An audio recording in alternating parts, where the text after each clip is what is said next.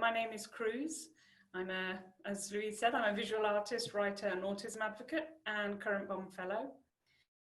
I'm neurodivergent, and for reasons too complicated to go into right now, I also self-identify as a cyborg. There are a lot of highly talented neurodivergent creative practitioners out there whose beautiful brains create interesting work, but whose untypical way of experiencing the world can make it hard to navigate a successful career in the arts. So in this series, through conversations with neurodivergent artists, I'll be discussing some of the common barriers that they face and exploring practical ways that organisations can make their operations and spaces welcoming and inclusive for us.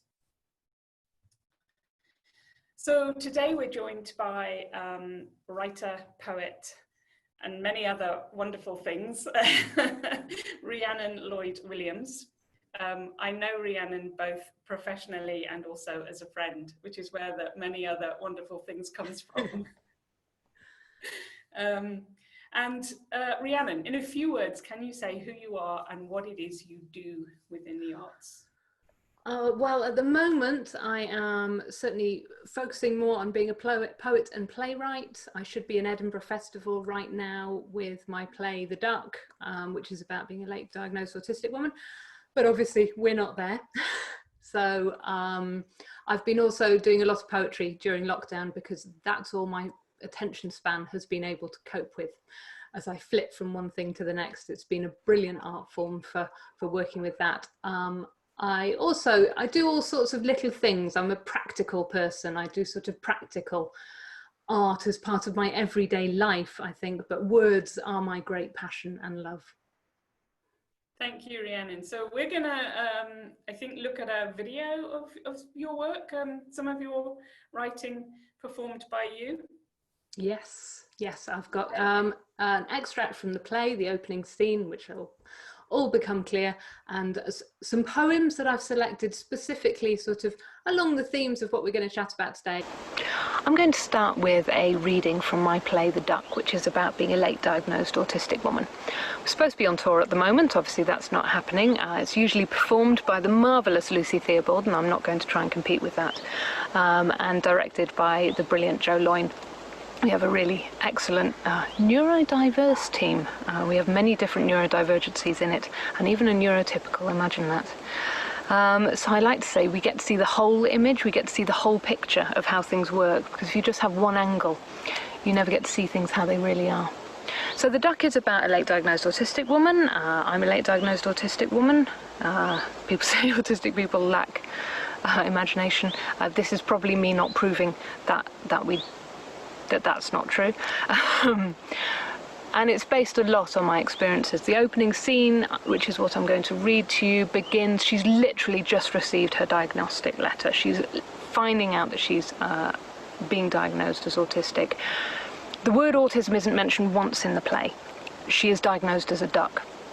And the reason for that, I hope, becomes clear as you watch. It's to sort of bypass all those stereotypes we have, all those, images that appear instantly when we think of the word autism. I thought by calling it something else, we can, even though people know it's about autism, it's almost like not invoking that historical misunderstanding. I want people to see a fresh view. So I will begin. So literally she's just received the letter and she's reading it. I'm a duck. I am a duck. I'm a duck. I am a duck. I mean, not literally a duck. I mean, a metaphor. I am a metaphorical duck. Not the ugly duckling type. Although, I might be.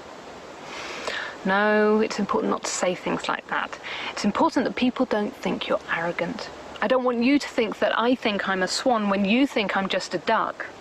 That's a rule. I could be that type of duck, but that wasn't the type of duck I was trying to get across. Other people's metaphors are hard. They don't always make sense. You have to follow them through, let the tide wash you this way and that, let it buffet you until you reach the shore soggy and bedraggled and breathless from the effort of it. I am a duck. I'm the paddling type, the one with the legs, the one that moves serenely through the world with a nod and a smile or a flap and a... Beaks can't smile. Or maybe they always smile? Is it a smile if the emotion isn't there too? I suppose it must be. I can do that. And when I do that, I am still smiling. Yes, with a flap and a smile. Beneath the water, I am movement, but on top I'm still. I'm a frozen duck. All icebergs, and looming, and deep, and... I'll rein it back again. I was making a point. It was important. Ducks, icebergs, and importances. Once upon a time, there was this little girl sitting in a bed. The duvet cover was striped green and red, and the colours, they would flicker and jump. They were angry and alive colours, and they leapt at each other, but she knew that they didn't really, because she'd been told that they couldn't. So she watched them as they didn't jump at each other, whilst her mother read her a story, told her a story, recited a story. She doesn't remember the book or the pictures because the colours were too big. The story was of a princess. She knew princesses. They were made of lace and ruffles and uselessness. They weren't real women. Real women, like her mother, were made of steel. They were smiles and strength, just the right amount of flexibility to be all the stronger. They mended and bled and slept beside her when she awoke again, as she always woke, into the dark with just the buzzing of her thoughts. But the princess was a pretend woman. She was delicate and dainty and had never lived a real life. The people in the story did not believe she was a real princess, and so they tested her. They made her prove her difference. A single pea was placed under a pile of mattresses, and she was told to sleep atop. I'd be suspicious. I'd want to know why I was given a tower as a bed. I would worry about the height. But she was a princess, not real people. So she did as she was told, and she didn't ask why. The following morning she was black and blue and complained of how uncomfortable it had all been. All those mattresses, and she still felt the pea. The little girl knew she wasn't a princess, but she knew what it was to like things that no one else, feel things that no one else felt. She knew what it was to notice tiny things and have them hurt in a way they didn't hurt anyone else. The princess was a duck too. Water does not slide off my back. I am not the type of duck you can get in row. I am not a sitting duck. I do not take to things like a duck takes to water. I am the type of duck that gets an idea in its head and rings it until all avenues have been rung. Can you ring an avenue? Oh, does it matter? There is a name for people like me. There are lots of names. If you don't know you're really a duck, then you get called other things instead. You get arrogant and cold. You get strange and weird. You get rude and loud. You get angry and moody. You get lazy and lazy and lazy. Those are your labels. People worry so much about official labels that they forget that we all get given them all day, every day, unofficially. There are some labels I wear with pride. Problem solver, cool in a crisis, which is ironic, given that I have to cut labels out of all my clothes to make them wearable. How do people do that? How do people put up with that feeling of a rusty metal comb being rubbed back and forth over and over their skin all day, day in, day out? I'm told they don't feel it. I have to believe that that's true. It's not something I can experience. So I had to just trust in their words. The little girl learned that you could only really be a duck if you were a princess. You could lie awake all night in agony because of a label and no one would see your duckedness. Ducks need to learn to do things behind the scenes. Don't ask to cut things out. Just learn to take the scissors. Learn to quietly swap the patterned knives from your place because they cover you in goosebumps and hurt your head. Because asking means you're being difficult and silly, and you have to use them. When other people scrape their plates and it sends that shockwave through you and makes you taste acid, don't ask them to stop. Just wait. It'll be over sooner if you wait. Press your ear against your shoulder if you can, but try not to draw attention. Time will heal. Asking for these pains to stop gave me the label of attention seeker. Grown-ups don't know. It's not their fault. They don't feel these things in the same way. Their brains arrange things differently. One day you'll know that the people you love don't realise that when they laugh and do these things on purpose, they are hurting you. You don't know that they don't know. You're not a princess. You're just a duck. You can't work the logic properly if you don't have all the data. It jars and jumps and sends you down the wrong paths. You can't really live if you don't have the right labels. You have to build a pretend life instead. And that's when my duck started paddling.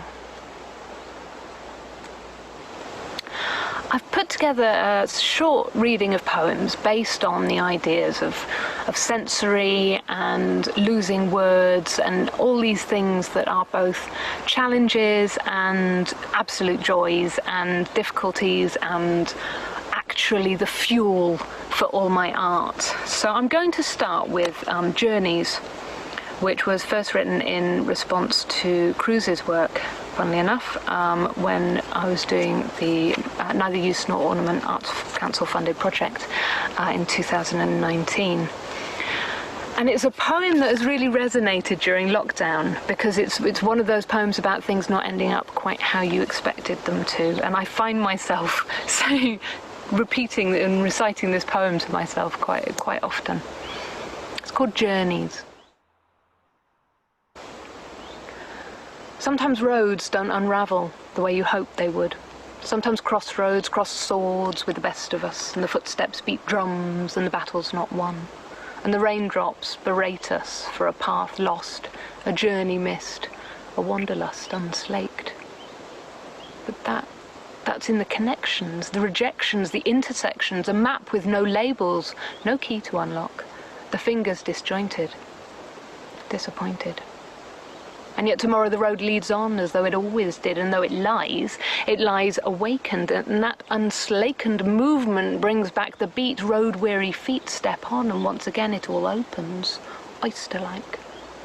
There is always another path, another route through. Sometimes the well-trodden is not for you. Sometimes sheep trails are for setting sail, a meandering pace, a one step back for the two.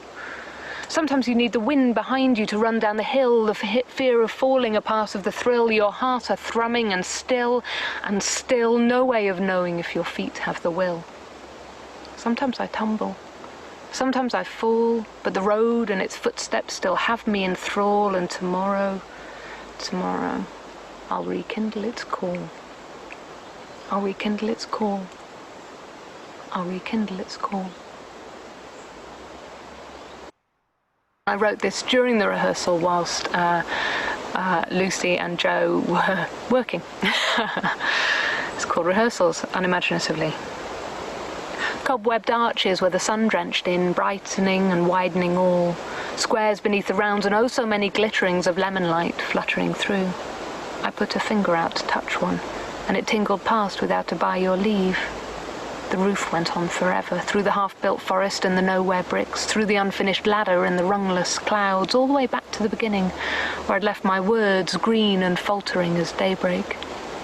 I swept them into a corner and dusted off my palms. Another room packed away behind a bike shed, with a boy I dreamt of once, but never met.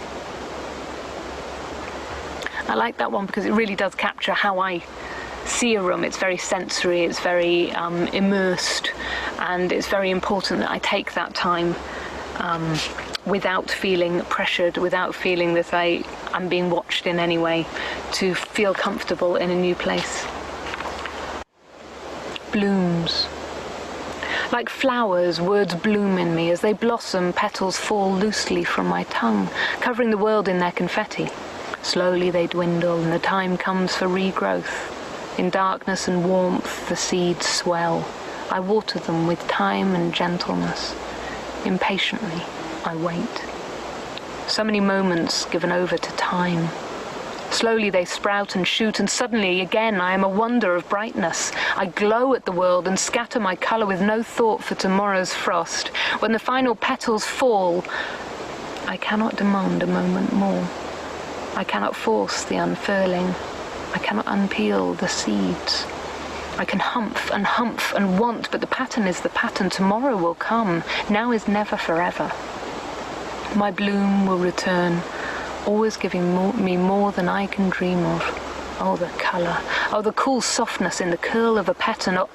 Oh, the scent, all these words, enough to carpet a blossoming forest and run through, barefoot, billowing, bountiful blossom. I scatter them to the winds and smile as they somersault their farewells. Waves. Did you ever let the whole world in with a thought? Were you ever told that one wave on the beach was the important one, and though you tried to catch it, it was drowned in the crashes and splashes all around? Autism isn't separate and distant. It's a connection to everything. The birdsong, the engine, the beams and the crackles. You try to contain our love to just people. You try to chain it, restrict it, explain it. You live on a one-wave beach, neat and tidy with carefully placed seashells. I live in a tempest. The sea roars, the wind whips, the sun shines rainbows through the vapour mist. There is no order, each sense demands no border. There is passion and fascination and procrastination caught in the curve of a rolling wave. Nothing is neat and tidy. Everything is movement. I learn to drown out and focus. I learned to mirror your one grey wave. My world still roared, colour and motion caught in emotion. And as I stand in the pelting sands, hearing, feeling, touching, reeling, you tell me how unemotional I am. How little sense I make when your waves break. How alone you must be with your sea for you to need a mirror me.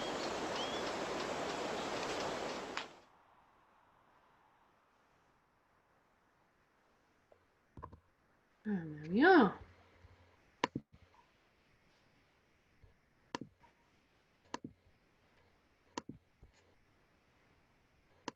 Wow, that was amazing. Thank you for sharing that. It was something that I really liked that last poem. It said everything is movement. That was I really liked that line, because it possibly is I don't know if it's my neurotypicality, because I don't know anything else, but I don't want everything to be movement. There's like times in when I'm organising something or trying to make something happen, that it has to be movement.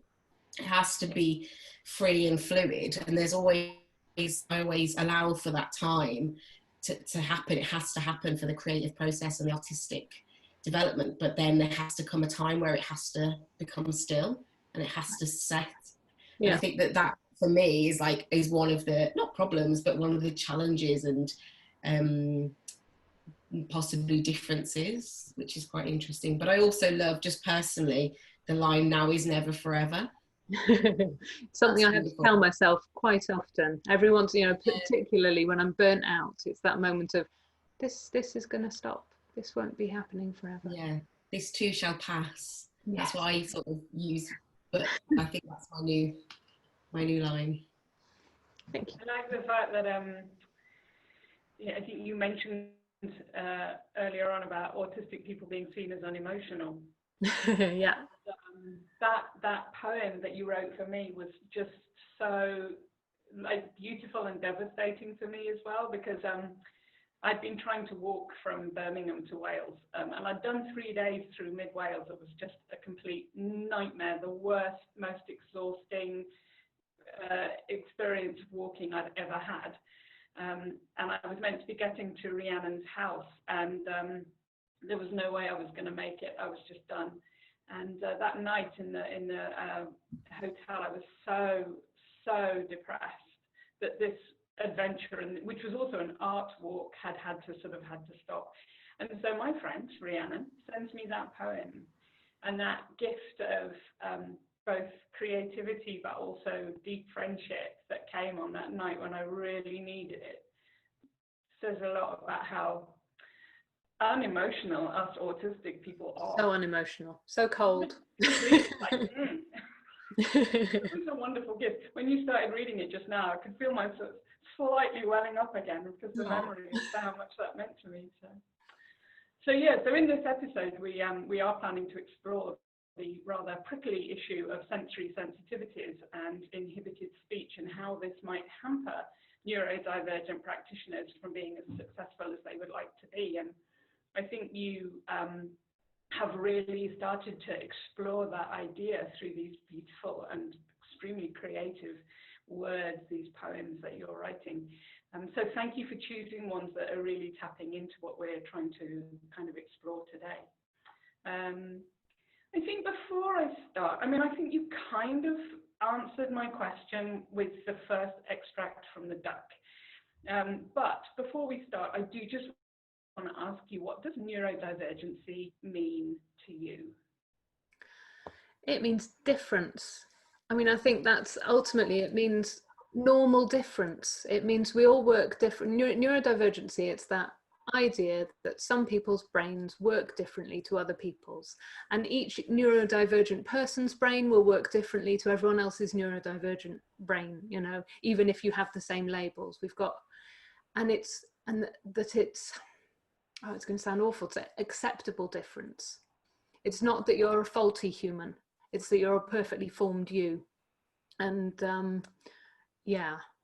so I really like the whole idea of neurodivergency, and I really like that concept of, because it doesn't mean you can't find things difficult. It doesn't mean that you can't really struggle with your neurodivergence. It doesn't mean there won't be things that don't drive you up the wall. Of course, I feel incredibly frustrated when I can't do something that other people can do. Of course, I can feel really angry at times and really, it's so unfair that other people are doing this really simple thing.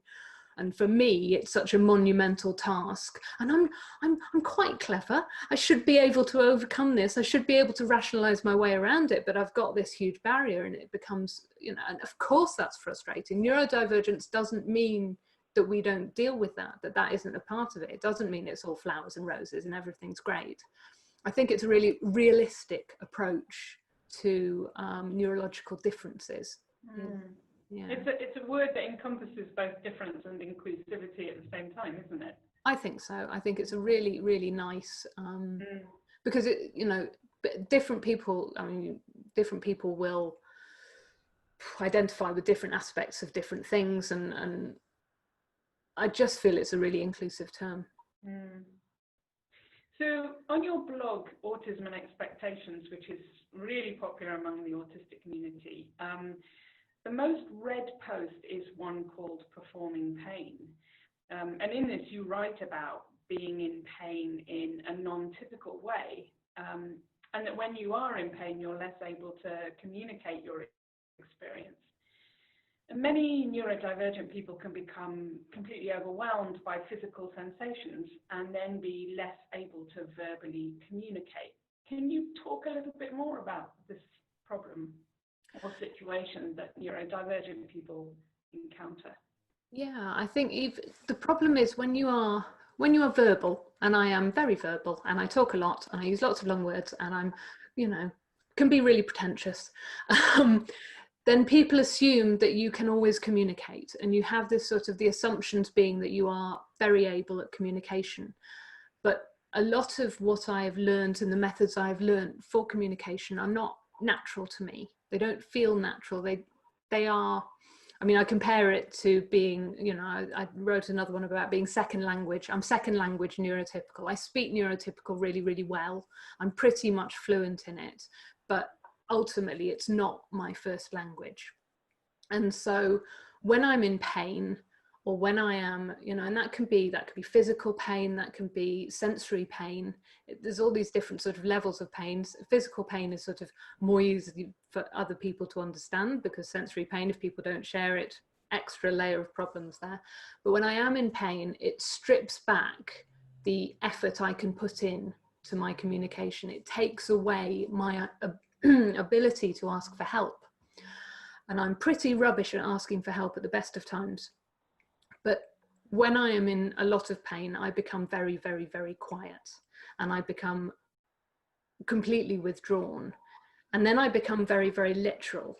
And so if somebody says, you know, talk in that post about how you rank your pain, and if I rank my pain as 5, because I can imagine being beheaded is probably at 10, you know, and a 9 might be having your arms lopped off, and a 7, you know, if I'm ranking it as a 5 and it's the worst pain I've ever felt, then, and I can't explain that, I can't say any more, and you look at me and I'm sitting there blank, and they are, you know, it's a real problem, and it can make you very, very vulnerable.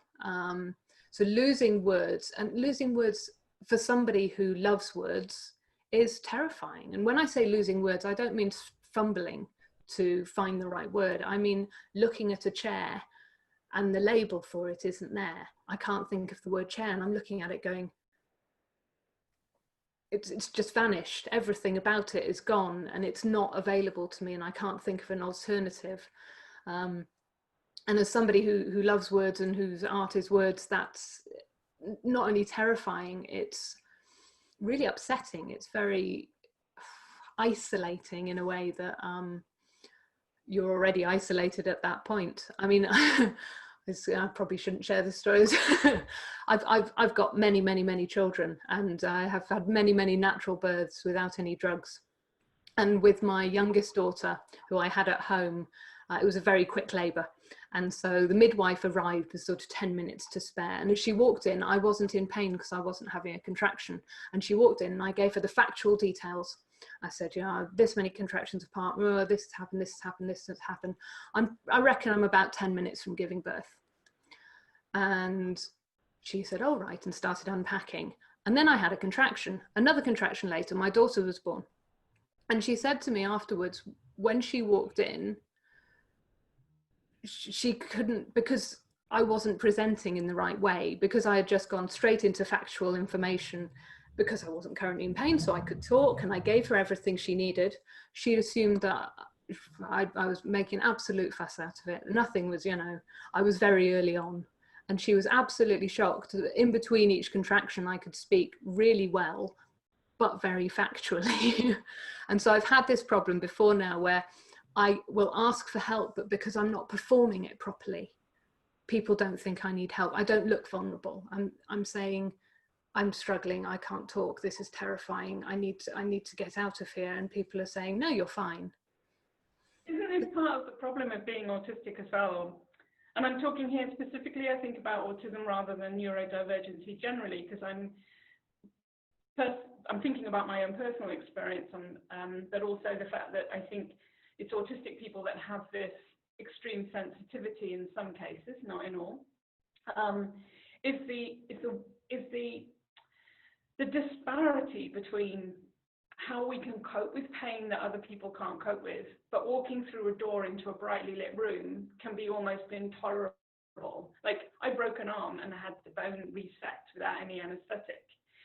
That was fine, but I can get on a bus and it's so overwhelming, the sensory input of getting on a bus, that I can feel myself sort of not being able to cope. So it's kind of weird. It's very weird. I the same. I have a complete sort of physical pain I can not react to at all. Even if I want to, I could probably control it and say, no, that's fine. I got stung by a wasp a couple of years ago, and it was in the middle of, I was talking to 2 people and I was drinking my drink, and I drank my drink, and there was a wasp and it stung me in the face. And I waited for a gap in conversation because I didn't know if I was allowed to interrupt, because I don't know what the social, I'm not very good at yelping at the right time. And I thought, well, I haven't yelped now, so should I yelp in 5 seconds time? And then it's very much I'll wait for a gap in conversation, then say, oh, I think I've just been stung by a wasp. As my face is swelling visibly. This whole sort of wanting to do the socially right thing is so controlled. Yeah. Almost exactly the same thing happened to me. I was talking to a colleague when I was teaching some years ago, and a wasp flew up my dress and stung me 3 times while I was talking to him. And I didn't flinch. I didn't move because I was so stressed about having a conversation with another human being.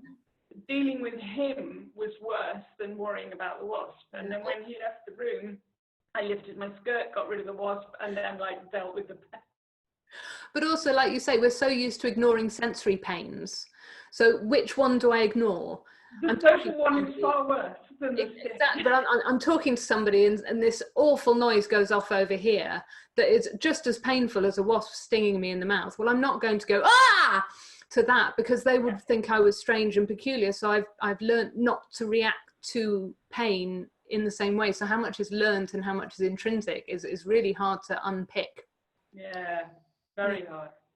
Do you think, so I wanted you to touch on a little bit about this notion of neurodiversity and disability, which I think is an interesting area, because particularly I think for neurodiverse people, it ties into the idea of hidden disabilities.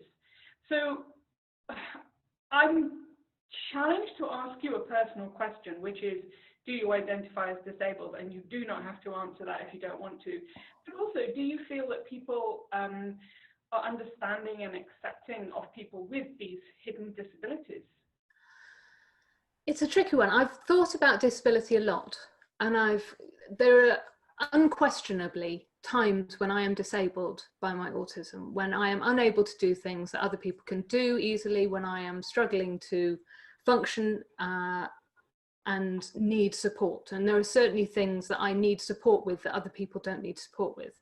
I have no doubt at all that I am disabled by my autism in certain situations. My problem with identifying as disabled, and I have no problem with who, you know, lots of people identify as disabled and lots of people don't who have autism. But my problem with identifying it is that disability, being disabled, it's external to me. It's an interaction between me and the world.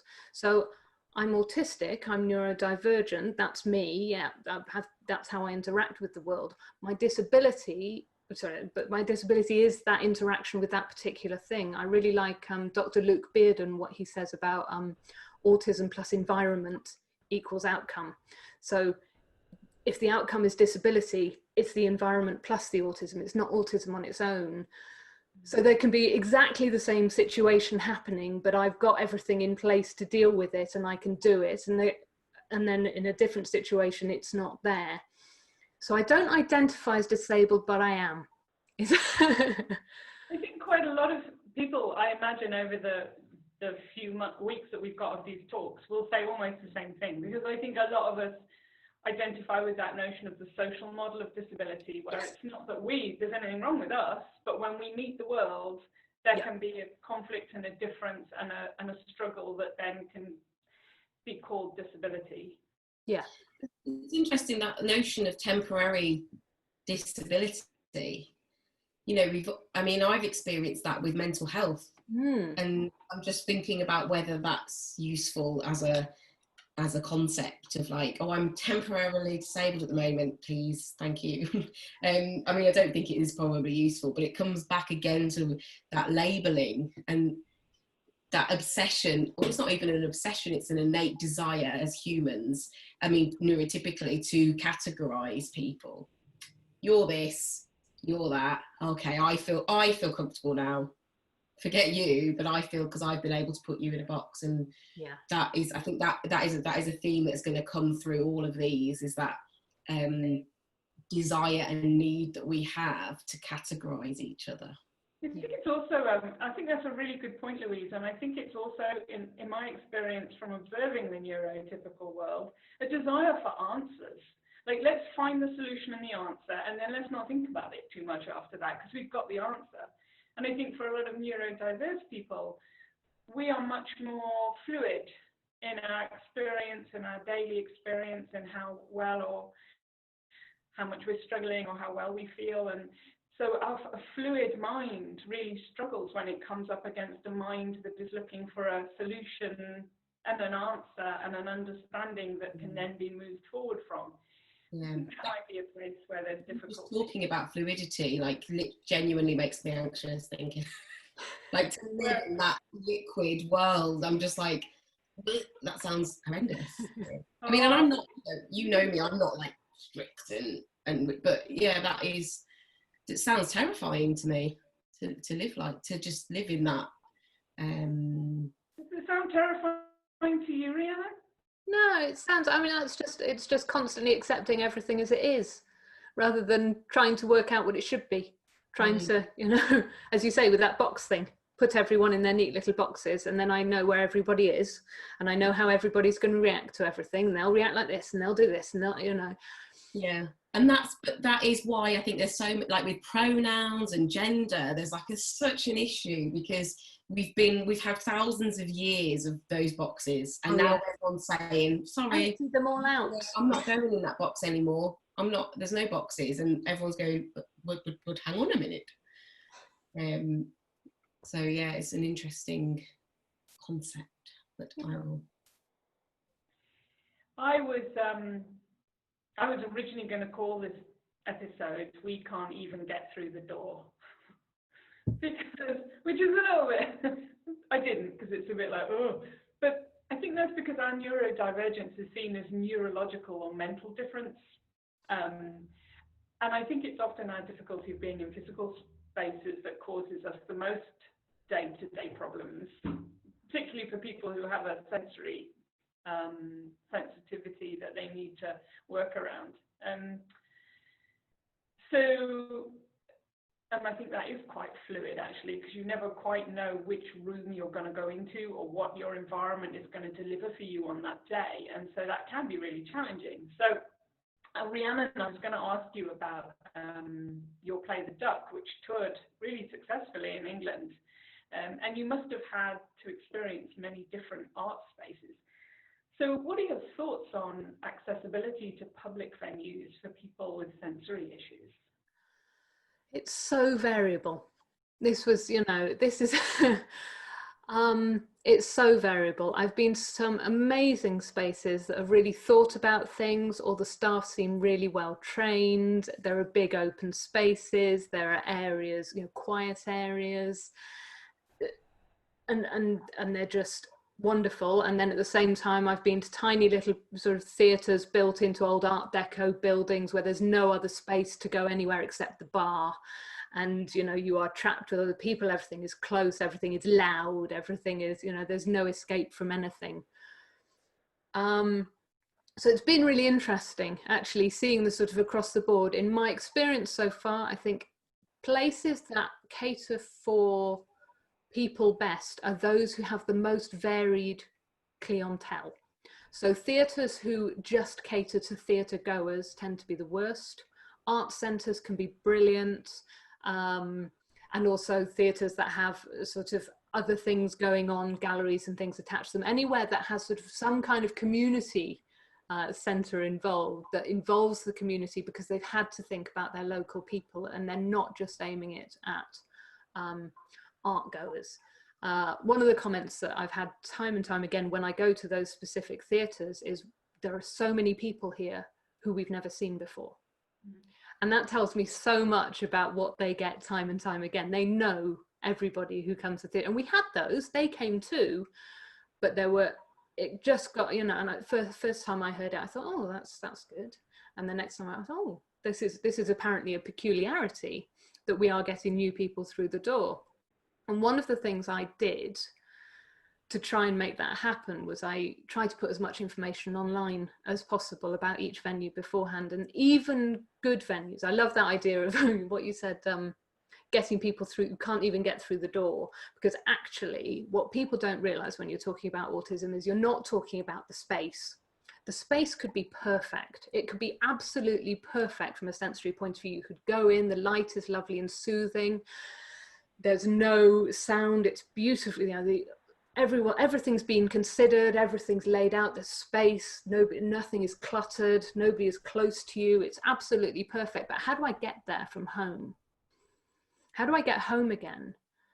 All these little things, what will it actually be like when I get there? And if there is limited information available before I get there, people don't realize how much effort goes into it. So I'm going there. Where am I going to park? How am I going to get there? Public transport? Will there be parking? Will I be able to find the place from the thing? What will the car park look like? Will I have to pay for that? If I meet anyone there, what will I say to them? Better script. I'll just script a quick conversation about the weather. What's the weather doing? Yeah, okay, got that. Right, and when I go in, where's the door? The building. I don't know what the building looks like from the outside. Where's the door? Is there a window? Is that another door? Have you got a fake door there? Why have you got a fake door there? What's the point of that? Why isn't there a sign saying this is clearly the door? I've already gone to that one. Now I feel like an idiot. Brilliant. Okay, so I'm walking in and I've come into the entrance hallway and there's stuff everywhere. Should there be stuff everywhere? And I don't know who to ask. Who am I supposed to talk to? I'll probably talk about the weather again because I already scripted that one for earlier. So I'll go to the thing and I'll say, oh, I don't know. I don't even know if you're staff. Are you staff? You're standing around like you're staff, but you haven't got a proper thing showing your staff and there's no signs and I don't know. And I get into the place and it's great. Brilliant, I'm having a wonderful time. This is, oh, the art's fantastic. And I think, right, I've got to go home now. At least I vaguely know where I'm going, but I've got to travel and do that. And I get home and I'm exhausted. Now, if all that information was available beforehand, parking, you know, public transport links, photos from outside, video walkthroughs. Oh yes, video walkthroughs of how to go there. Floor plans are wonderful, wonderful things. Stick floor plans up. I love that. Photos of each room and a little note saying it might not look like this on the day that you're there. That's fine. But just an idea is wonderful. Where I go to get tickets, how I go to get tickets. Too much information, fantastic, because then I can do all that work beforehand. And what people don't realize is doing all that work on the hoof, having to do all that on the hoof might mean it takes me 4 or 5 days to recover from going to that gallery that I really wanted to go to. And if I'd had all that information beforehand, I'd have been recovering in about 12 hours. So you've taken 5 days from me and I loved it and I want to do it again. And it's great. And now I know the layout, but you've taken 5 days from me. How many of those can I do as a first timer? How many of those can I do on the hoof? Not that many in a year. Even if I've got all that spare time to recover, even if I can plan and go, right, well, I'll need that recovery. Even if I can do that, nobody has that much spare time. And what about my life? What about all the things I have to do? So actually fitting in cultural things can become really, really difficult because you can't get through the door, because you think, well, I can't see what's on, you know, online. They say they do all these things, but I haven't got any photos. I can't build my mental image of it. And I don't feel safe. I don't feel welcome. Because the difference when you see all that information there is you walk in, you feel like they get you. Yeah. We have a building, we have an art centre in Birmingham, which is really well known, and I'm not going to mention the name. And it's a wonderful place, and they do amazing things, really wide range of cultural things that they put on. And I would love to go there, and I can't. It's a sensory nightmare. It's so loud and so terrifying to walk through the door because you have no idea where anything is or who you need to speak to or where you've got to go, and the sound is really bad, and it's really frustrating because, you know, I'm a professional artist, for God's sake. I should be able to sort of go into these spaces, but yeah, no, it really made me laugh what you were saying as well, because I was actually I had a meeting with somebody who's neurodivergent yesterday, and we were trying to get into Starbucks, which we'd been there the week before, but we couldn't find the door. They'd like sort of changed the door. They'd shut one door and then done another. And then when we got in, they'd changed all the rules about where we were supposed to sit and stuff. And it was just, like the first hour with the two of us just being completely thrown by this like minute things that had happened and the fact that we couldn't get through the door. So I was going to say that there's two things about that. I mean, COVID is ever changing, so that is going to, I imagine, is going to make things worse, because it could be that you visit somewhere twice in 2 months and it's completely different the second time that you go, because of the rules, basically. And that's really interesting to hear. I think as organisations, we become a bit obsessed with like having like a professional video that's like, this is what this organisation is, and actually it doesn't need to be that. It can just be like on a mobile phone, especially at the moment because things are changing so much. It is easy to do, and we sort of need to let go of that perfection thing of it needs to be like a professional video. But also I've got a question about sensory. So if you watch the videos beforehand and you look at the photos and you're aware that the sound, the lighting, or the smells or whatever is going to be horrendous, because you know it's going to be horrendous, is it still better because you know it's going to be horrendous, so you psych yourself up? Yeah, I can prepare for it. And I can also, if I know it's going to be really, really loud, I can go, all right, I'll wear my noise cancelling headphones, and if it's going to be really, really bright, right, I'm bringing sunglasses. There's things I can do to adjust for things if I know they're going to be like that. But if I don't know they're going to be like that, and I know I could carry everything with me always, but actually I don't want to. I want to be able to access spaces and then be as they are. And if I know something is going to be like that, I don't have to deal with change on top of a sensory issue. So then I'm just dealing with the sensory issue, and I'm not dealing with, I already feel welcomed into the space. So there's fewer barriers, and you can't make a perfect space.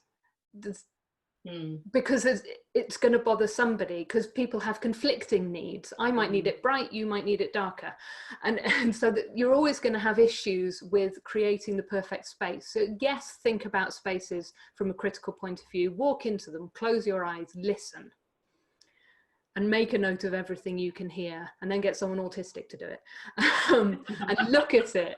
And really, really think about your spaces critically, absolutely. And where you can change things, but where you can't change things, make sure the information is there. Because that still makes a difference. And that still means I feel like you understand me. And if I turn up and I say, oh, no, it is too much, I'm going to have to go, well, you knew it was too much. You knew that problem was there, and you can say, oh, yes, that problem exists, rather than negate my experience. Which makes me more likely to come back. This idea of welcoming rather than feeling like you're being difficult asking for things. Another thing I'd really like to see, I like quiet spaces. It's great when you've got somewhere to retreat to, and lots of theatres, they can't do that because they don't have the space, they don't have a spare room. But where there is a spare room to have a quiet space to retreat to, don't tell me because I'm autistic. Tell me because I'm there. Tell everybody and say, if you need a quiet space for contemplation, here is your quiet space. Because then I think, oh yes, I might need to contemplate, and I won't feel weird if I go and use it. If you say, oh, you're autistic, there's your special box. If you need to get in your special box, I mean, we all know you're in there, but go on. But if you tell me that that's what it's for, then you're treating me as an adult, and you're giving me that agency, and you're giving everyone that agency, which is respectful. I think we've from my point of view, is, you know, someone who's running well, not obviously solely on my own, but with a team running a public building, we've had some situations before around safeguarding and leaving people in a space on their own, and having the staff to be, and that's because everybody's on a different journey, you know, like this individuality. So we've had some sort of crisis moments where that's been used and maybe not ended so well. So we've become like fearful of giving that space out to people for their safety and our safety. And then we've sort of had to end up compromising that space by, you know, keeping the door wedge wide open so that people can see, people can hear what's going on in there. But then the sound is seeping in there, so it's not, because it doesn't continue to be that safe space that it is, which has been sort of difficult and has meant that space is never really used for that anymore, which is a real shame. Yeah, safeguarding has to be taken into account. It absolutely has to. And if you don't have the staff to do it, it is a case of compromising where you can. If it's not possible to do it because you don't have the staff to keep an eye on it, because the door needs to be open, that's completely understandable. You do what you can, and make sure that everyone understands what's happening. I think that idea of putting out information for people to read and to access beforehand is really sensible and really helpful, actually. But also I think it's worth bearing in mind that people who need quiet spaces are not just neurodivergent people, but also deaf people or people who have hearing difficulties. that's really important, because most public access spaces are very loud, and if you have a hearing issue, you can't join in because you can't hear because of all the background sound. So I wonder if it's part of a larger conversation that should be had with public venues to talk about the noise levels in public venues. You know, what can you do to make your cafe quieter? Do you really need that ambient music in the background? And are there ways that you could perhaps use plants or screens or something to deaden the area in certain parts of your building so that that is accessible to everybody who has an issue perhaps with sound, but also just needing, you know, a quieter, calmer place to sort of pull themselves together or calm down or chill out or whatever is needed in that moment. And there are so many solutions to sound, particularly, that are not that expensive in terms of directing sound to the right place, especially in terms of galleries. And I mean, our space is a gallery with a wide open door that goes into the cafe. So I'm always, in the time that I cannot have headphones now, I can't give headphones to the public to put on to wear to listen to stuff. So I can't afford at the moment shower speakers, which is my dream, where you can only hear the sound when you stand directly underneath it. I'm having to sort of blag essentially and find a way to make the sound to be not have to listen. Everyone doesn't want to have to listen to that. And as a curator, that's really important for lots of different reasons. For staff, because the person who has to sit in that space for 5 hours and listen to that video on loop like that, that's just enraging, isn't it? But yeah, there are solutions basically if we think about it. And that's what I think, that from our point of view, from all the changes that we've made at BOM, it was so simple. There were so many things that were very simple and cheap, but we just hadn't thought about it. And then some people, including you both, said, actually, that you could do this, and oh, okay, it's not a huge undertaking that's going to cost the earth. Yeah, and I think one of the things we want to do at the end of this series of talks is actually put together a document that will be helpful for arts organisations or anybody who's working with the public to be able to access and to get some of these ideas, have these very simple ideas written down and be able to implement them hopefully in your own spaces. So I was going to ask you what your ideal inclusive space seemed like or felt like for you, Rhiannon, but I feel like you've really answered that in your last one. That was so perfect. So I'm going to move on to my next question, I think, which is that one sentence in your Presenting Pain blog post summed up for me pretty much almost everything that needs to be said about autistic experience. And that is, and I quote, "We need you to remember that no matter how good I am at appearing to be one of you, I am not. Your language is not my language." And I think this is a really beautiful statement about neurodivergent experience. I feel that your use of the word language here encompasses more than just speech. It includes the language of being and how we interpret and navigate the world, including but also beyond human interaction. And you write about this in your blog post, "If the world was built for me." Can you share a bit more about what you wrote in that post? As much as I can remember of it. Yeah, that whole post was about, actually I was reading over it again, and it's about the assumptions that we make in our sort of social engagement with everyone else, that we assume certain ways of doing things are the right ways of doing things. That idea that, I mean, one of the, I'm not sure I say it, one of the good things about COVID is people aren't shaking hands anymore. People aren't hugging and kissing hello to strangers, regardless of how you feel about that from a sensory point of view. I can do it. I've always done it, but I don't feel comfortable about it. It feels really incredibly uncomfortable for me, and I don't like, you know, I'm a tactile person, and with myself, that sounds wrong. I'm a tactile stimmer, and so touch for me is very, very heightened. So things like shaking hands, very uncomfortable for me. in my ideal world, it wouldn't be assumed that that was the way you should greet people. It wouldn't be assumed that big loud spaces where you're all crammed together are a good thing. It wouldn't be assumed that everyone works in the same way.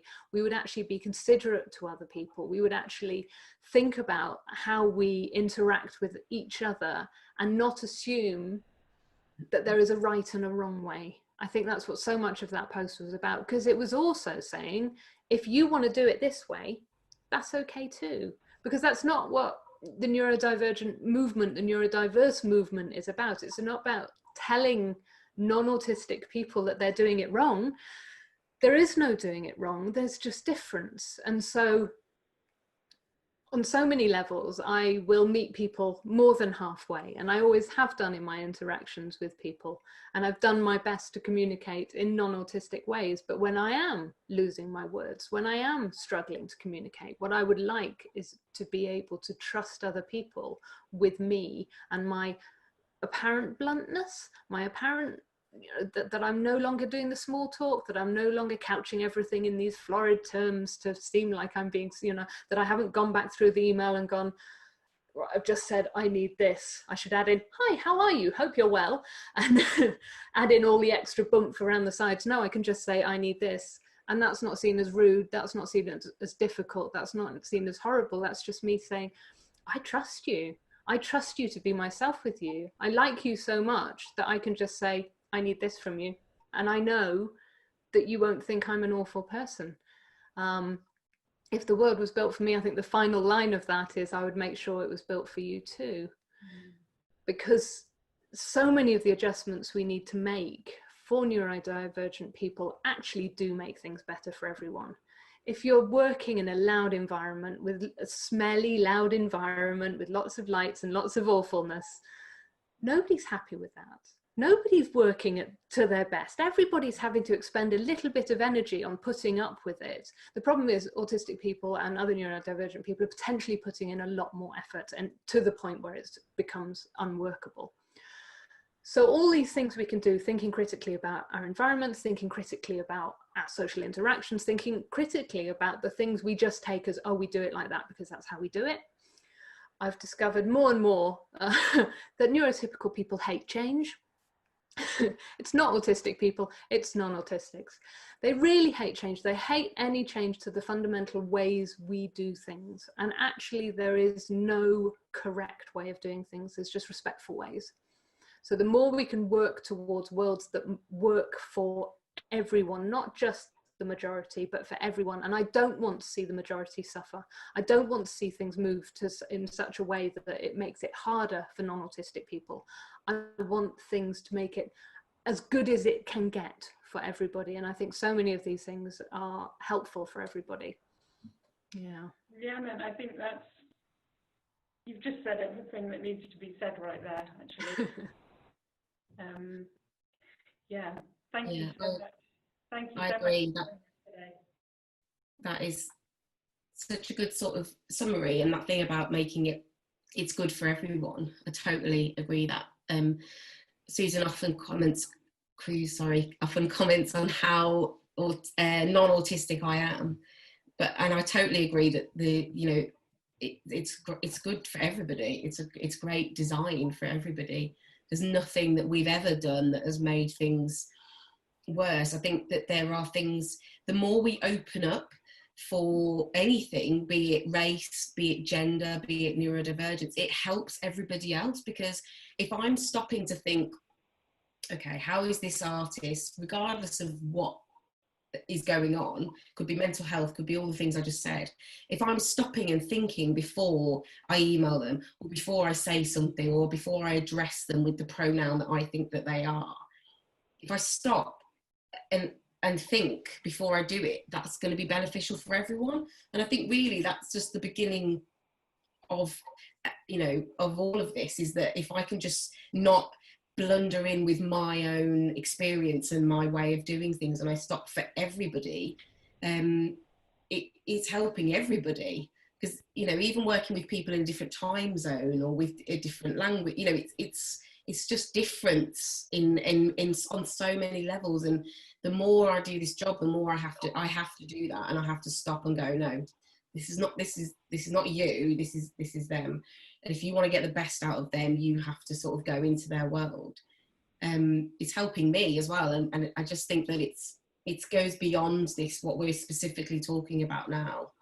And the more we're talking about it, the more it's making me think that, which is brilliant, because it just means more awareness and inclusivity and accessibility for absolutely everybody. Yeah, it's an act of proper empathy. It's really easy to empathise with somebody who thinks like you, has similar background to you. You know, and this, what we found out time and time again, is people are really good at empathising with people who are really similar to them.